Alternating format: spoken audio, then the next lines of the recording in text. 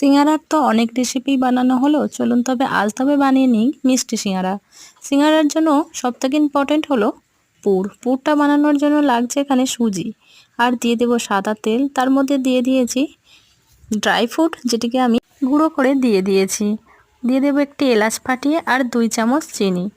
ভালো করে এটিকে ভেজে নেব, জল ছিটিয়ে ছিটিয়ে একেবারে ভেজে নামিয়ে নিয়েছি। এরপর একটি বোলের মধ্যে নিয়ে নিয়েছি 1 কাপ ময়দা, পরিমাণ মতো লবণ আর দিয়ে দিয়েছি। ভালো করে ময়াম দিয়ে মেখে নেব। তারপর লম্বা করে বেলে 2টি সাইড করে একেবারে বেসিক সিঙ্গারার শেপ দিয়ে সমস্তগুলো বানিয়ে নিয়েছি। তারপর সাদা তেলে একদম ধিমি আঁচে লাল লাল করে ভেজে তুলে নেব। চিনির শিরা রেডি করে নেব।